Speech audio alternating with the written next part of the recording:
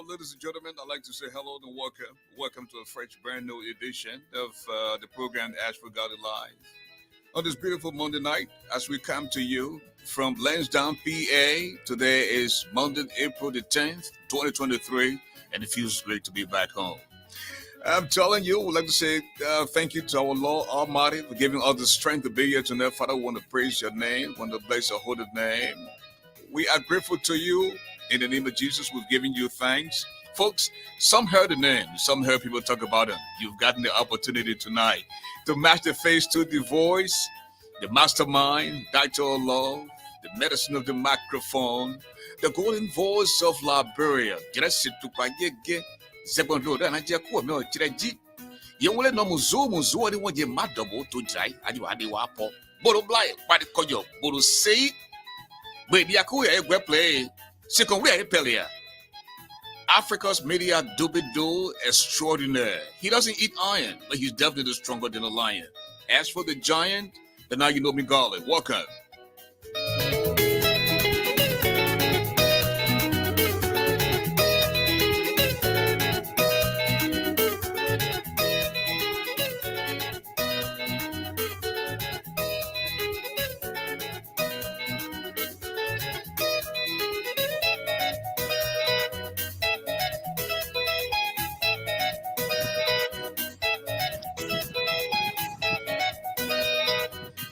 And it's time to give it up to Mr. James D. Finley.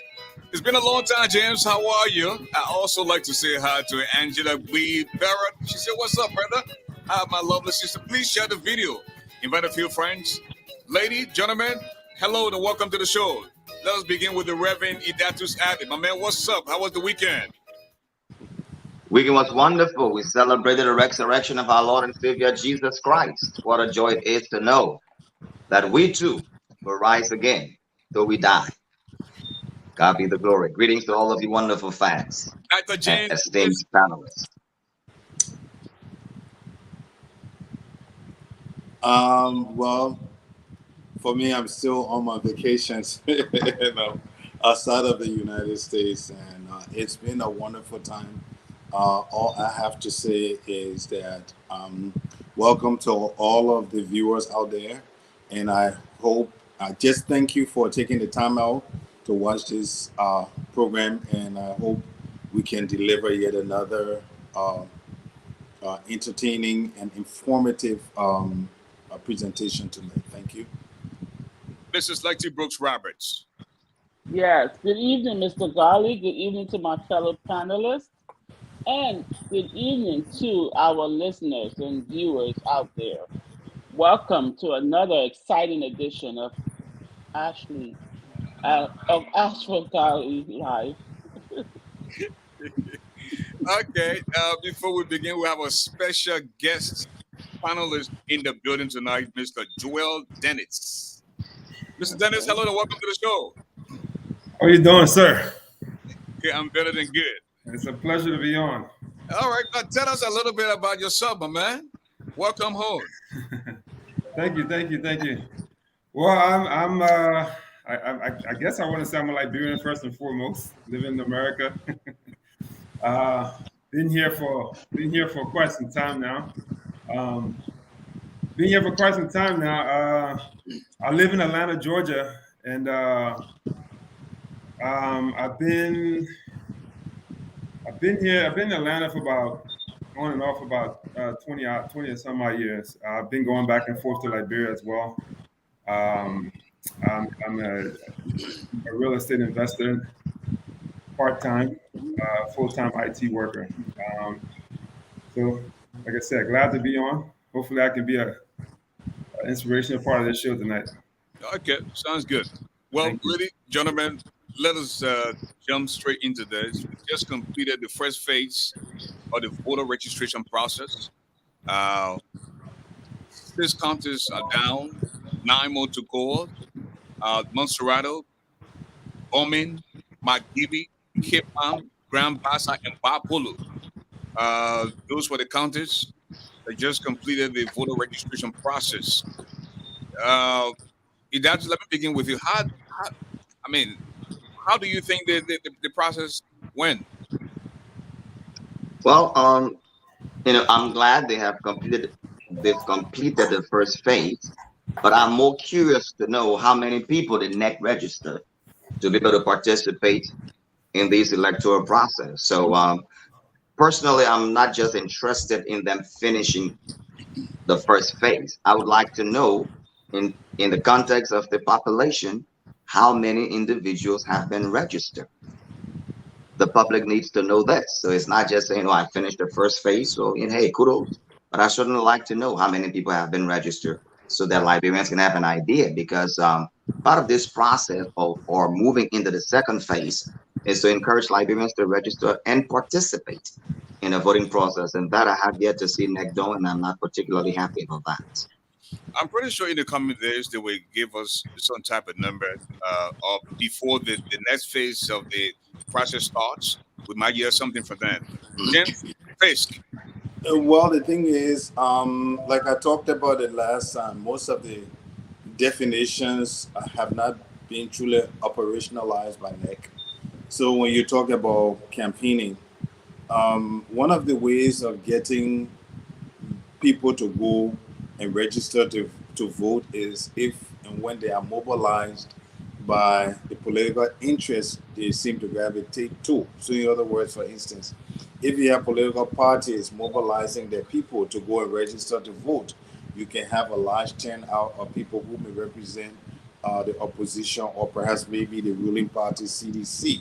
So, if the National Election Commission comes up and say that, well, we uh, that for this time period that this sensitive process is ongoing, there should be no campaigning, generically speaking. I understand that to be there shouldn't be any mobilization, which kind of defeat the purpose of the registration in the first place. So I don't know how many people may have registered because technically going into these elections it's not you wake up one morning and be like, oh, I won or I didn't win.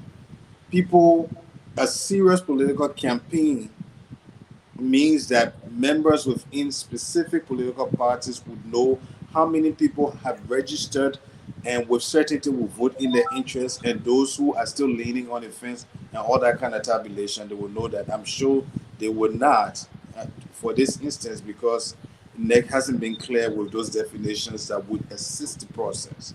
That's what I have to say. Bro, Mrs. Letty Brooks Roberts, did the National Election Commission do enough to get the people out of the vote in terms of their messaging? I don't think so. However, they didn't do much to announce the census either. They have not done what they need to do to keep the people motivated. I think it's the diaspora and few of the parties that have encouraged people to go out to vote. So next has I haven't heard any jingles like you talked about earlier. I haven't heard where I'm not there to see billboards, but something, even when you listen to these different shows, you don't hear them, say anything from message from the net.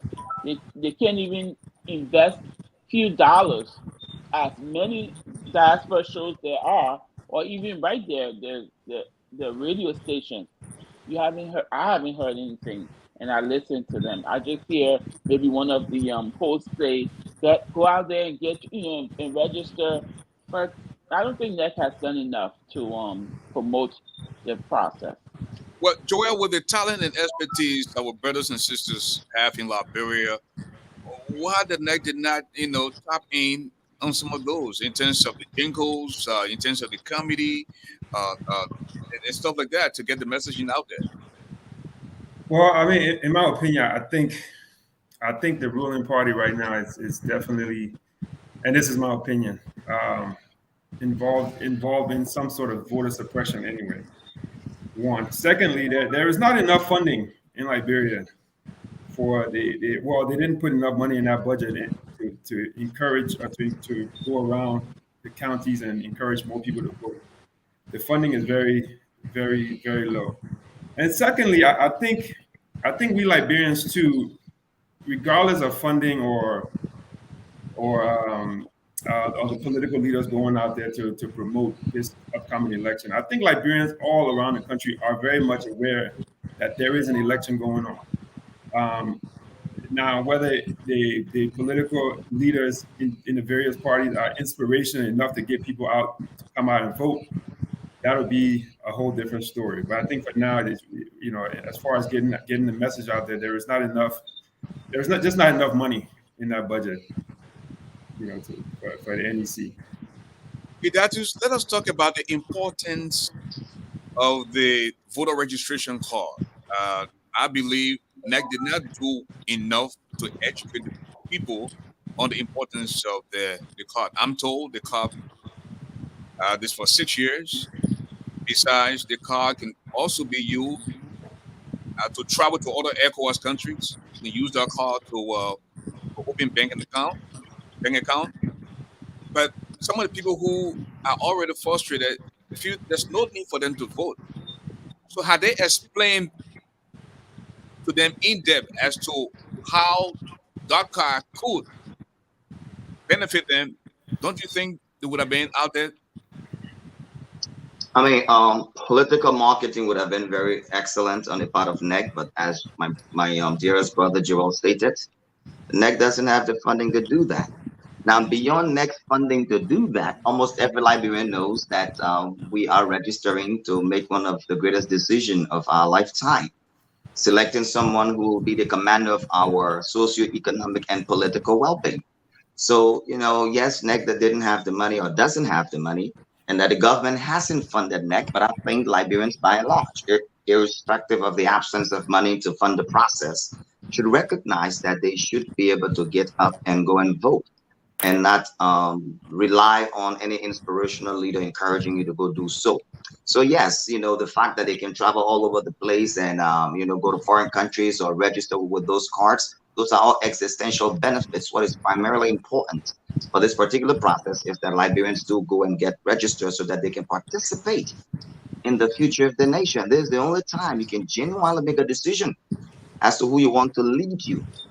So yes, the benefits are awesome. The education, is necessary for people to understand, considering how the illiteracy population is in Liberia. So we have to educate our people. I'm worried about the people in the interior, who have not first come to understand the importance about voting to make a decision about the destiny of your country. James, coming out of this very important first phase of the voter registration process, how do you think both sides did? The ruling establishment and the opposition. I mean, did they come out feeling real good about the voter registration process? I mean, one can only speculate, but mind you, there was a statement from the CDC chairman, that's Moba Molu, in which he, without any foundation, accused members of the opposition of getting involved in vote buying. Okay. And then, of course, there's been a number of stories. Even I've been talking to people from Liberia, and the multiplicity of complaints when it comes to trucking of people from one area to another. So, I mean, it's normative versus empirical, right? Liberians should understand that they need to vote because it's a civic responsibility and the rest of it. But the reality is that what is empirical is that there's massive poverty all across the place, which is why you hear about these situations that threaten the fairness. Maybe it may be free, but the fairness of the electoral process. So people may be selling their voters registration card. People are allowing themselves. We have anecdotes of people allowing themselves to be trucked from one location to another to go ahead and vote. So in the midst of all of these loop-sided activities, it is difficult for the kind of opposition that we have nowadays to know for certain how many people they can say almost like a 99 to 100% will be casting votes for them versus those who will cast votes for the CDC versus those who will be on the fence. And after the recent signing of that non-violent declaration, I've come to the conclusion that we actually don't have opposition parties in Liberia. What we have are individuals seeking to be elected into office, because those basic things that would strengthen their own cause are things that they continue to overlook, and it doesn't augur well for them. And it would be kind of comical that in the end they will come and start to complain that the process wasn't free and fair, when we are watching in real time, the disruption of the process as we speak. What Letty Brooks Roberts, one might argue that the opposition don't feel that what should I say? Don't feel that confident coming out of the first phase of the electoral that is it, the voter registration process. Simply because we heard sometime last week that the former vice president, who happens to be the Senate Bureau of the Unity Party, was asking for an extension of the voter registration process simply because we had a rough start, and he thought otherwise that it would have been much more better to extend the process a little bit to give people the chance to register, but some who didn't have the chance to do so. Yes, the confidence I feel should be low because, first of all, they had a rough start. You have people learning on the job. You have people, who may have been deterred from the long lines, so they did not have enough time. And to add to that, we had Good Friday, which was a holiday in between. You telling people on a Sunday after service to go out and vote? How many people would do that? I mean, to register. How many people would do that? So I agree they are not, and they shouldn't be, because most people are not. Most people are waiting, hopefully, for to have time to go during the less busy times. But with the traffic in the country and all of the shenanigans that I hear about, you know, people coming from one town to go to another town, as Dr. Fitz said, they're being taken advantage of. So, everybody's already seen those things already early in the process. How would you be confident in such Joel, chaos? Yeah. I mean, for me, I really don't have a lot of confidence in the process right now either. And I think the fact that the opposition is not united plays a major role in my lack of confidence.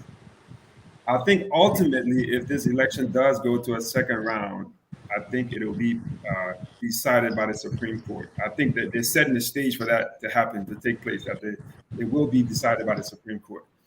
Um, Liberians tend to treat the process, though, as like a soccer match, IE versus Barrow. One side is rooting for, the red team, and the other side is rooting for the yellow team. But to be honest with you, George Weah was a great player. One of my favorite. I still love him to this day. I love him as a person, but not as a president. I mean, the fact that when George Weah misses a soccer goal, the consequences is his team is going to lose. But when he misses a political goal, people don't eat.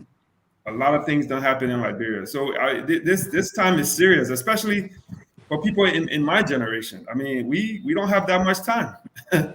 This is it. I mean, you look at, if you want to know where this country is going to be at in the next 20 years, go in the streets and look where the 5-year-olds are. Look where the 10-year-olds are. I mean, those children are out there selling chiclet, plantain. They're not in school. We can't really have a country if that generation is left behind. So I'm not too. I'm really not too confident in this process right now, because, like I said, it is going to head to the Supreme Court ultimately. thank you. Yeah, Mr. Garley. Yes, just yeah, come in. Go ahead. No, I agree with him, and to add to that, you know, they say, oh, you can't compare America to Liberia, but where do you compare? I'm sure the people in Europe compare Europe to Liberia, or wherever you are, even the people in other counties, right, in Liberia. But normally, I have worked the polls here, and I have, go to get out the vote. Do you know that helps? Reminding people, coming to their doors, ringing a bell. Oh, it's election day. Some people are like, oh my God, thank you for reminding me. So these are things that this NEC should have invested in or should invest in if they still have time for other places. But the fact that they're just not doing what they need to do. We don't hear from the chair lady. We don't hear from anybody saying, oh, the process is going well. Want to thank this thing. We had a little hitch here, best practices, and things like that. So when you don't say anything, people don't know what's happening besides hearsay. Okay, thank you. And hold that thought. I believe we'll have a caller on the line. Hello, caller. Tell us your name, please. Thank you, Mr. Garley. This is Elvis calling from Minnesota.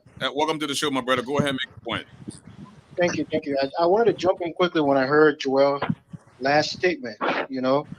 And I want to say when he's talking about people not eating because George Weah missed a political goal, were people also eating on Ellen Johnson Sirleaf when she missed a political goal?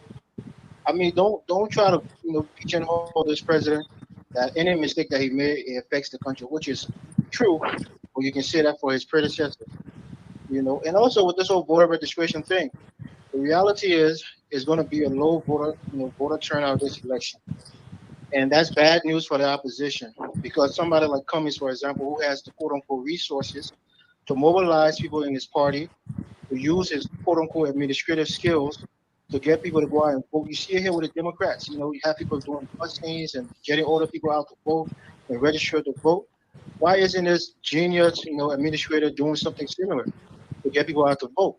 So a lot of people is disillusioned with this whole political system that we're having in Liberia. A lot of them probably won't vote, and that will probably mean, a win for CDC, which would be a good thing for the president. But people shouldn't just pigeonhole this president when it comes to. I want you to hold that thought and stay right there. Since you single out Joel, let me allow Joel to come in to respond to you. Joel? Yeah, so I agree, and I don't want to make this a battle of whether I support Ellen or George Weah. I just think the standard that we set for leaders, political leadership, shouldn't be this low, where we're constantly comparing to people in the past. This is we live in one of the caller is from Minnesota. He lives in one of the greatest countries on this earth. Okay, he can wake up in the morning, turn his AC or his heat on, have food in his refrigerator to eat. He doesn't have to worry about his little child in the morning, whether she's going to eat or not. His 2-year-old is going to go to school. There is a school bus that's going to pick that child up. So this is not about what Ellen did in the past or what Tolbert did. This is what we want to do tomorrow. And we've seen examples of George Weah. We've seen examples of Ellen. We just need to do better than those last presidents. We have to move forward. We can't continue going this battle back and forth. Well, Ellen did this, Ellen did that, my father did this, my mom. No, we have to just move forward. And that's all I'm saying. And yes, when the president of the country set his own goals and he misses those goals, bad things happen, as you can see. Thank you. Thank you, Elvis. Thank you. All right. Well, folks, Idadus and James, we don't have anything else. We'll still wait to our next segment. I mean, let me just comment on that last on my friend and brother Elvis. Like Joel stated very emphatically, if this is where Liberia is going to go every time something happens and we're looking in the view mirror, we're never going to go forward. So if you juxtapose this current government to that of Ellen, in as much as I'm not a fan of Ellen, look at the record of Ellen when it comes to education versus the record of George Weah when it comes to education. So you think when you tell the whole world that education is free at the University of Liberia without understanding the complexity, it doesn't make quality education better. So he ought to go look at the UN report on Liberia's investment in education. Look at the current budget investment in education compared to the past. So the facts are very clear. Look at your current state of affairs, the dirtiness of Monrovia. So are you saying, oh, so Ellington was Monrovia dirty? Is that the kind of analysis that we want to do? Let him go read the World Bank's report on this current government, the UNICEF report, UNESCO's report, so that he can juxtapose and make the comparison. They often like to point their fingers back to what Ellen did versus what we have now. Many of the concessions you have in Liberia now was brought there by Ellen. Tell us one new concession that George Weah has negotiated and brought to Liberia. So the facts are very clear. Much of your roads that are being paid for today, Thank those you, funding Dad. was secured from the World Bank. So the facts are clear. Thank It's you, not Dad. we hate George Weah, but the facts are clear. Okay, now James come in, and then we can move on to something else. I James? mean, something similar to what the two speakers have said. The essence of having an election is to move forward. It doesn't make sense. You can't have it both ways. If you don't want an election, if you want to look back, then look back. You know, some people go as far back as 1847. Be like, since 1847, no, 1847. That was 100 years ago. Okay, the idea of an election is because you think that something was not working in the past, so you want to move forward. Okay, some of us, I mean, like I joined the Reverend. I'm not an Ellen fan. Okay, so I would say that one of the reasons, if Ellie had had an extremely successful regime, okay, because one of those things with all of her record from the World Bank and the IMF, people are looking at massive job employment in Liberia. It never happened under Ellen. Okay, so you can have all of the construction, so long you don't attack the basic fundamentals. In other words, put people in a position for them to be responsible citizens, for them to have a stake in the state, then you've never not done much. And Ellen did had that mistake.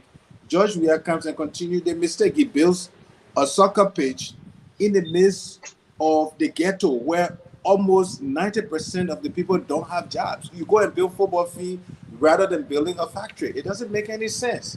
So if you want an election, understand that the essence of an election is because you want to make progress. So if you can't be making progress and looking back, you can't have it both ways. So decide what you want and forget about it 1847 and 1980. And no, we're moving forward as a nation. That is why you are in America today, because America not trying to tell you, see, the reason why we're backward is because of the 1860 Civil War or because of black suppression. No, people moving forward. I just want to say that. Thank you. Well, folks, if you just joining us, this is ASHFORD GARLEY Live on Brace Radio Africa. This program comes on weekdays. That's Mondays, Tuesdays, and Fridays, 8 to 9 p.m. And on Wednesday, we'll be playing host to the Youth of Gonglo. It's a sponsor program. And we'll also have another sponsor program on Fridays starting from 9 to 11 at the Gonglo Group. Again, Bracewater is open for business. If you have your business and you want us to advertise for you, all you have to just contact us. If you also have a political campaign and you need a spot on Bracewater, let us know. You can be from the ruling establishment, you can be from the opposition. Uh, get in contact with our marketing team, and of course, your program will be aired on Brace Radio Africa. With that, we want to move on now to the political leaders or the standard bearer picking their running mates. We are pretty close to 5 6 months for elections. Most of political leaders have not announced their running mates yet, and this time around, I want to begin with Joel. Joel, we have Vice President uh, Boycott, and we have Business Executive Alexander Cummings, who happens to be the standard bearer of the ANC, Tio Ngonglo, Pete Paul Wisse, and several other political leaders or presidential aspirants. We still have not heard from them. But the key main people they are thinking about right now, who Cummings has as his running mate and who Walker has as his running mate. What do you know so far, Joel? Eh, I know just as much as the gossip everybody everybody know, my brother. Um, but my opinion on this whole VP pick, I don't believe uh, the opposition in Liberia can win if they don't combine forces. And when I say opposition, I'm really thinking about the major parties who've been campaigning since 2017, UP and ANC, and you have the AL, what's this, Bromskin people and Benin Uris people. If that group does not come together um, and try to form one political alliance, I think Weah will win this election. He will win it because I was in Liberia a few years ago. George Weah has a constituency, just like Donald Trump. You got people willing to walk from Wiala all the way to Monrovia in the rain that will go and vote for that man. Okay? Alex Cummings does not have that type of constituency in Liberia. He has the money, has the infrastructure, but he doesn't have people that will be willing to stand 5 hours in the rain to vote for him. So they need to come together. I mean, like this election in Liberia right now is at a very critical juncture.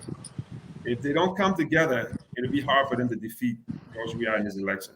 So, to be frank with you, I would like to see Oika and Cummings. I don't care who's number one, who's number two, but if Cummings is number two, he must have a deal where his VP will not be a ceremonial position. He must have, he must be made a very powerful VP for him to accept that job. But I would like to see them come together. But there is no other way. If they don't come together, we are win this election. No question asked.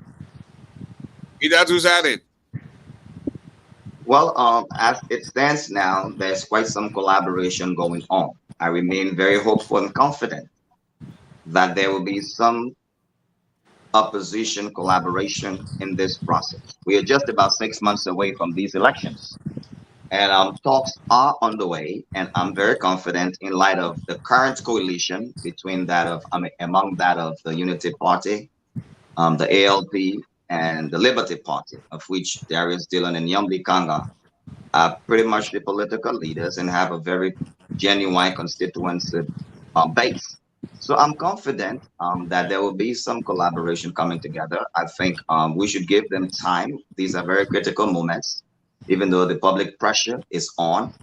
But these very, very fine potential leaders of Liberia in the likes of Cummings, Gongolo, Oika, Dr. Harry Moneyba Jr., I think all of these guys will definitely come together for the greater good of Liberia. And it's just a matter of time. And evidence of that is quite frankly being seen in the fact that they collaborated to sign their resentment on the outcome of the elections, something that is, on the outcome of the census, something that is submitted to the House, of legislature. So I'm pretty much confident. I remain hopeful that there will be some collaboration. And the fact that George Weah may potentially win, also in the CDC, you have split. The NPP got a major split. Prince Johnson party is no longer with him as a coalition. So he also has a mountain to climb to become victorious, unless otherwise by usurping power through the fraudulent nature of elections. Well, if you're just joining us, folks, this is ASHFORD GARLEY live on British Radio Africa. We'd like to say congratulations to Mr. Austin Carpet. He celebrated his birthday just a few days ago. And Austin, let us show that you live to see many more birthdays to come. This one comes from all of your friends here at British Radio Africa.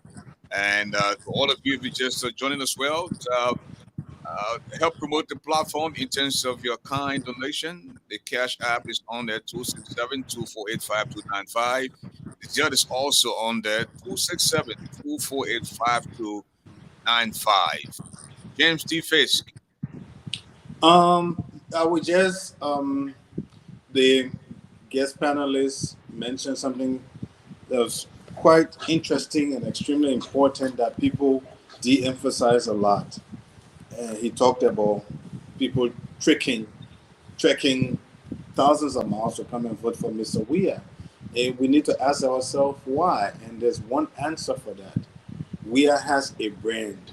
When you talk about George Weah, there's something that's associated with George Weah that people can identify with. Most of the opposition out there, when you say Cummings, how has Cummings been branded to like brand people? When you hear Cummings, what comes to your mind? When you hear Boaca, what comes to your mind? So most of these people have not been branded yet. So there's one problem they already face, that uphill battle. The next problem is not having, even if you don't have structural unity, they don't have unity around a common messaging. Okay, which is one step. You know, the baby got to crawl before the baby sit down, right? So at least even if you have an agreement to say, okay, even if we cannot structurally unite, let's have let's have unity around a singular message. That right now, what is important is to save Liberia or something like that. You know, have a well branded messaging that you can also sell to the people. That is also non existent. And then within a 6 month period, you are looking at a population that is relatively illiterate, and you may be trying to sell an idea within a very short period of time. And what is that idea? That idea is the possibility that there could be structural unity amongst the opposition, or if not, you have all of these people going into splinters. You see, so I mean, these are realities that we have to accept, and because of these realities, there's a very strong possibility because Mr. Weah continues to have a very identifiable brand Thank you. that he may be elected. Lexi Brooks Roberts is Cummings willing. Ambassador Boycott is willing for them to work together to become formidable folks in taking on George Weah. What do you know? I do not have that privilege. I don't have that inside scoop. However, I would say I would agree with that in the second round. Say if one of them doesn't win, but to go as a team, I'm not sure That because is who's gonna go on top or who's gonna go on the bottom? As Cummings said, he wants to be a president and not a vice president. And from Vice President Boycott's conversation, he doesn't want to be a vice president again either. So I don't know how is that. I agree they should be more unified in their messaging, but as far as being on one ticket, I beg to differ. well. Idatus added. You heard Joel clearly in the event where the opposition doesn't hold together. It means George Weah will start getting ready for his second term. Well, I respectfully disagree. What helped Mr. President Weah win the last elections was the support of the MDR, the party of Prince Johnson. And we all know that Prince Johnson is more like a political kingmaker. So in the absence of Mr. Prince Johnson, who commands a substantial portion of the Nimbayan votes, given the fact that politics is very tribal, I beg to differ with that. So the president has an uphill battle to climb. He doesn't have the coalition that he had before when he won those elections. So they all have a very serious battle to fight for the hearts and minds of the Liberian people. Number two, President Weah at the time when he won those elections did not have a record. Now he has a record. Are Liberians comfortable where they are now?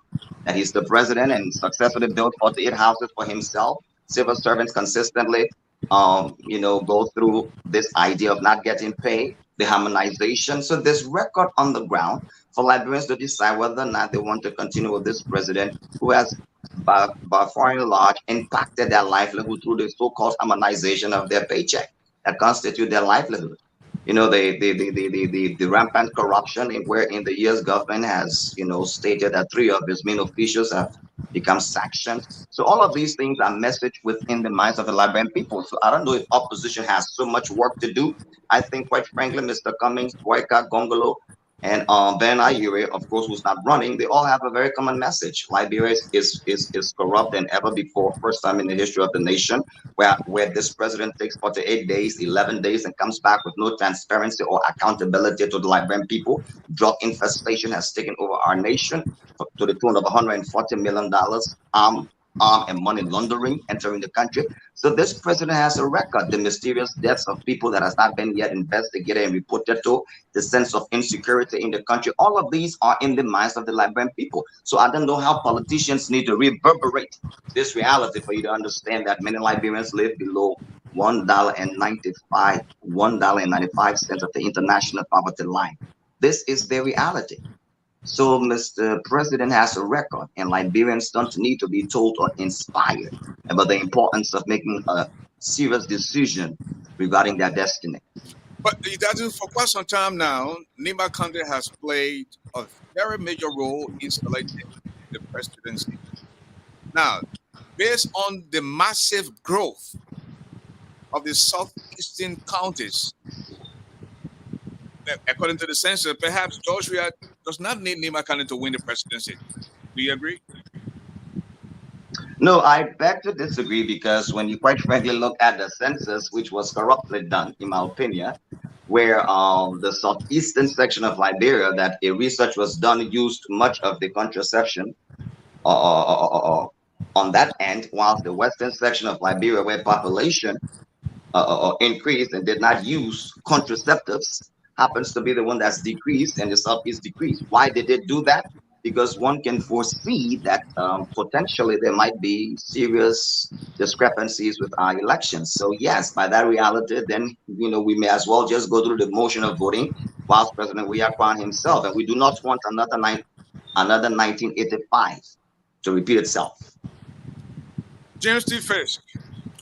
I mean, the thing is, if we going simply by what the Reverend said, and of course, someone like Nathaniel McGill shouldn't be a popular or aspirant candidate in the district that he's trying to run for. But we all know that Nathaniel McGill continue to pull crowd and may possibly win the district that he's trying to run for to be a member of the legislature, simply because the people have been beaten so much for poverty to an extent that they are willing to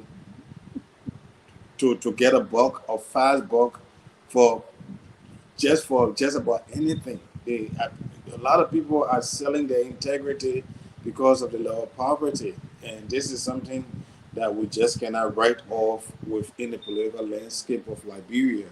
So, given that troubling underpinning, it is difficult to say that Liberian voters are issue voters. I don't necessarily see Liberians as issue voters. And if you look at the history of political parties and people who have won election, it is not because of the undercurrent of the political mobilization movement of these parties, but rather the people who are at the pinnacle of those parties.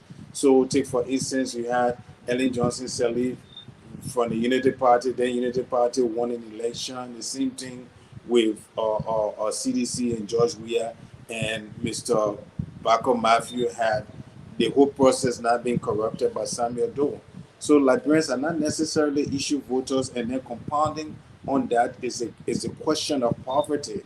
And if we ignore these issues, then of course you will be doing so at your own political detriment. So those are things to equally consider. I want to say a big thanks to Mr. Austin Carpet. He just donated $100 via Cash App. Want to appreciate you. Please imitate good examples of Mr. Carpet. Help support the platform. We are not in the pocket of the ruling establishment. We are not in the pocket of these politicians. This is solely and wholly independent. We get off this platform and go and work hard. So we come here. We need some type of maintenance, and with your help, we can make this a very viable one for you to come and share your views on this platform. Joel. Ashford, Yeah. Ashford, just one quick second. I just want to recognize the chairman for the movement Restoration of Democracy, His Highness Chairman Jadnisio Addy. He just contributed $25. Okay, Mr. Addy, thank you so much for your contribution. Okay. I don't really agree with what Pastor Addis said, and I don't agree that Liberia is a issue voter. I think politics in Liberia is very native. It's very tribal. I think when you look at a county like Nimba County, where one person can control the entire votes of the whole county, you don't really need to control the entire population. The only person you need to persuade is the one person. So when you look at all those other counties too, Bong County, what is Lopa County, you have the town chief, you have the tribal chief, you have the Gribble chief, you have all these chiefs. You only need to control them to control the votes. So everything Mr. Addis said, which is true, it doesn't persuade the voter.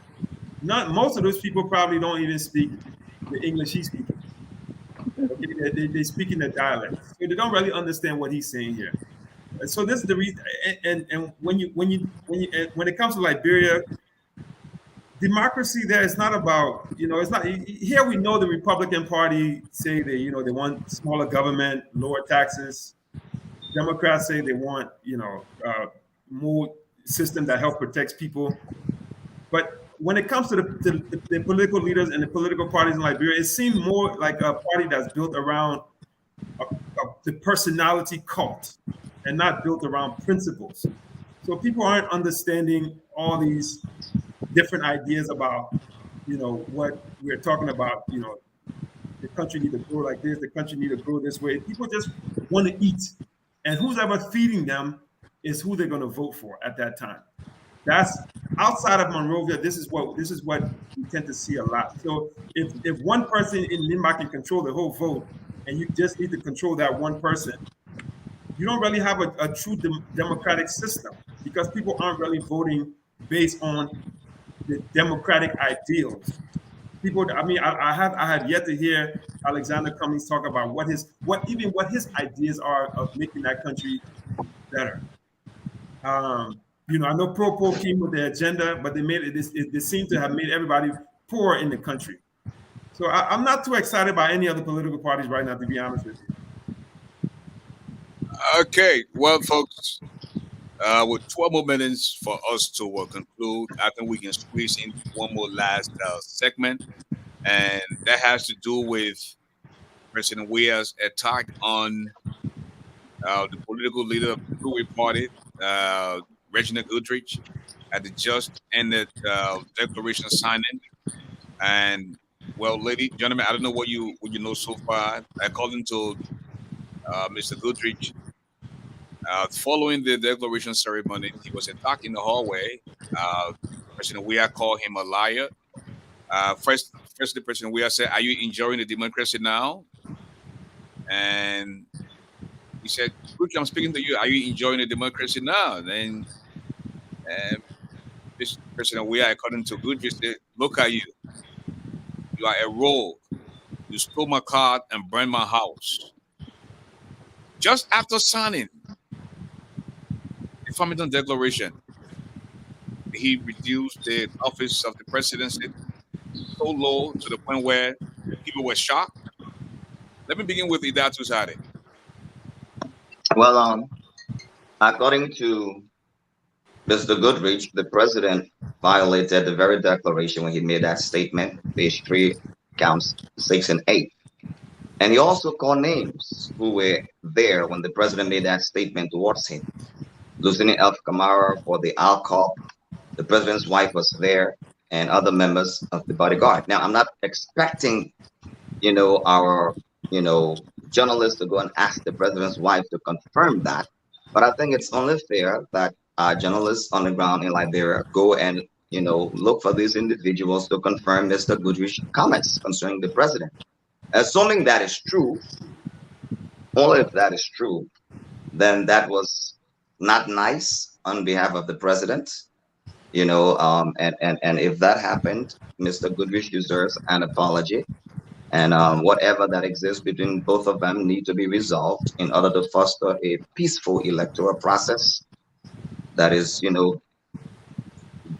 that is based on the competition of ideas and not hatred or animosity from one another. So that's, quite frankly, if that is true, that is sad. Well, James, this guy made a lot of money when he played professional soccer for Europe and other parts of the world. Okay, he squandered his money, and he regained his wealth at the expense of Liberia and the poor Liberian people. Millions are missing. This guy continued to enrich himself with condominiums, breaking down his old homes and building new ones. With all of the building that he has underneath his belt now, he's concerned about if that is true now. One house that was allegedly burned down by Goodrich, according to him, and one car. Look at the fleets of cars that the president has now. Before he became president, he was very broke. Couldn't afford 2 to 3 vehicles, but he had access to all of those now. Should he be concerned about something that happened 30 years ago? The thing is, when that whole Farmington Agreement Declaration, whatever you call it, I told you it was a shame because it's like putting the cart before the horse. How will that combination work? Because the horse cannot move forward because there's a cart that's blocking his way, and meanwhile the horse is supposed to pull the cart. Okay, now what it means in simple terms is that signing is just a formality because there's a lot of work that needs to be done before you even get towards signing. And all of those work that would have needed to be done to prevent any chaos in the future, none of those things have been done. And even right there, it was tested by no other than Mr. George Weah when he decided that he needed to insult someone. Meanwhile, he's running a system that is, at best, a pseudo democracy with all of the rampant corruption and all that kind of stuff. If an election has to be two standards in order for the results to be credible. Election has to be free, but election has to be fair. One of the standards have not been met. And in the midst of the chaos and ongoing existential chaos that we continue to see, people have gone ahead to sign a Farmington Declaration to say what exactly?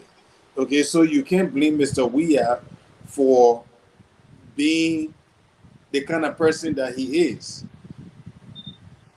Putting a nomenclature on Mr. Weah did not change the character of Mr. Weah.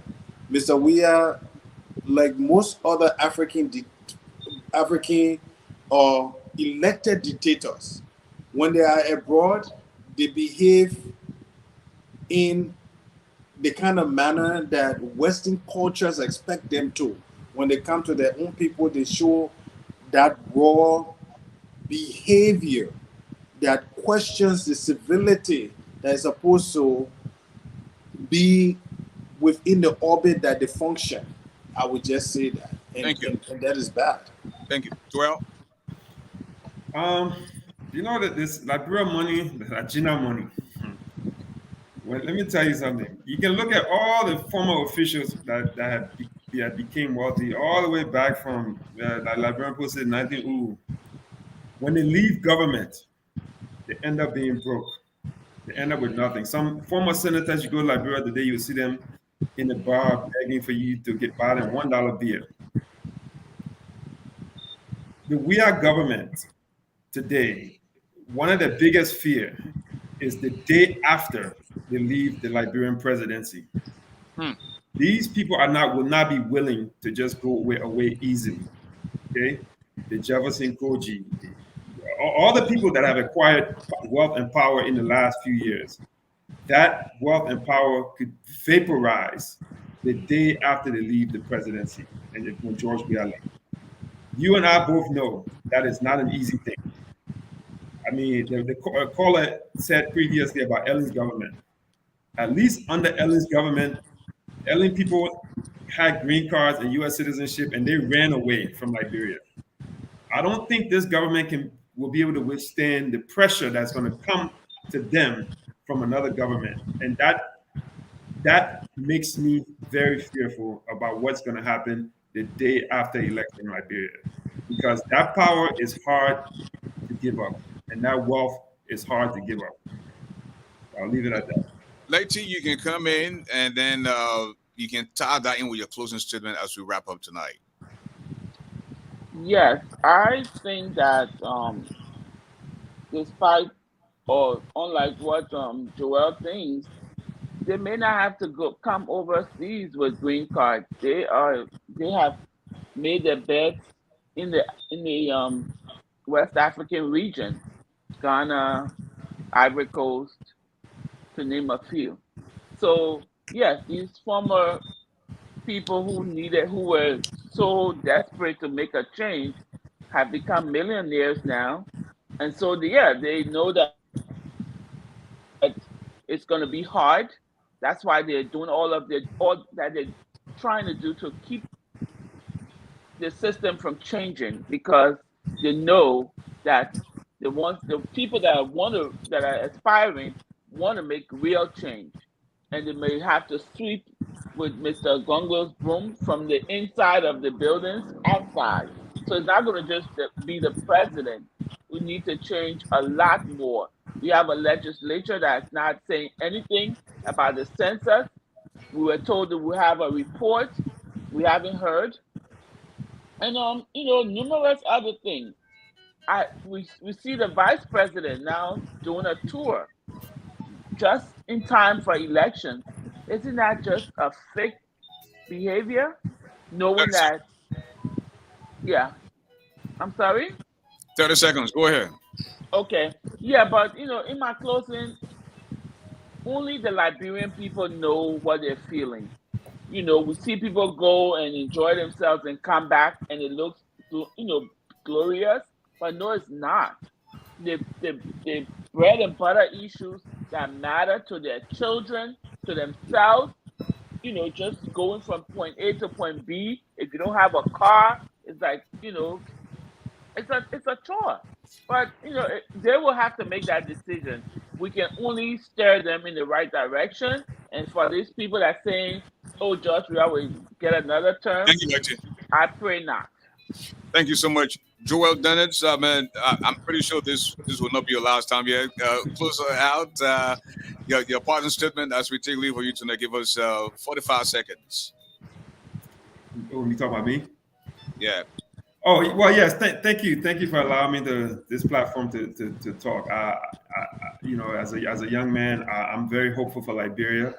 I really would love for all of us on this platform to be sitting in Liberia very soon, one day, helping to rebuild the country, and we can all do it together.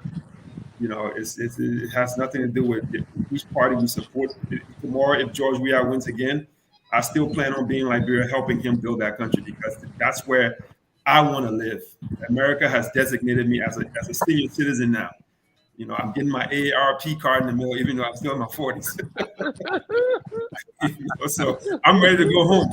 I'm ready to go clean up. So it doesn't matter who becomes president. I want to be part of the transformation of the country, so I don't have to spend the rest of my time here in the nursing home. Thank you. Thank you. 45 seconds, Dr. James D. Fisk, as we wrap up tonight. I mean, the only thing I can say is that Liberians have not necessarily been issue voters. We don't have political opposition in Liberia. We have people who are seeking elected positions, and it's very dangerous for the future of the pseudo democracy that we are trying to transform into a real democracy. if people don't put their acts together, if people don't allow themselves to be professionally branded, it's very popular. It's very possible that Mr. Weir, who has a recognizable brand, may end up winning yet another 6 rounds of presidency. I don't know what Liberia is going to look like after an additional 6 years of George Weir, but that's the prospect we have to stare at very seriously as we think about these elections going down the road. Thank you. Thank you. That is at it. Ashford, I am a great fan of President George Weah. I love him as a person, but he has a heart for Liberia, but I just don't think the ability to lead is something that has actually, been part of his calling, other than soccer and other gifted talents he has. That being said, I remain confident that the opposition has very great men of personalities in the person of Joseph Boyka, Tiawan Gongolo, Cummings, or Jeremiah Cohn. If they'll come together and unite very soon, I anticipate that.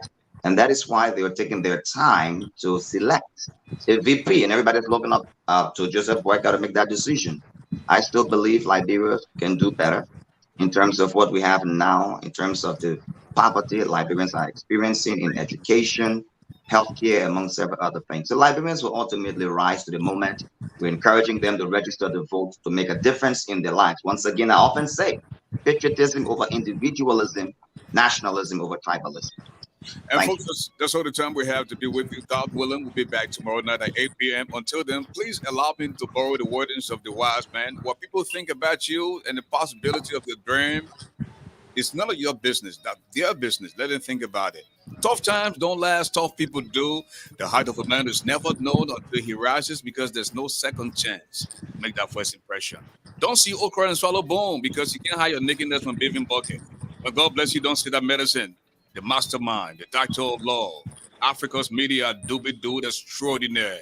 Direct sit to Payege, Seven Florida, and Jaco, no, Chiraji, wouldn't know Muzu, and one Yamba double to dry. Are you Adiwapo? The giant, he doesn't eat iron, but he's definitely stronger than the lion. As for the giant garlic, have a good night.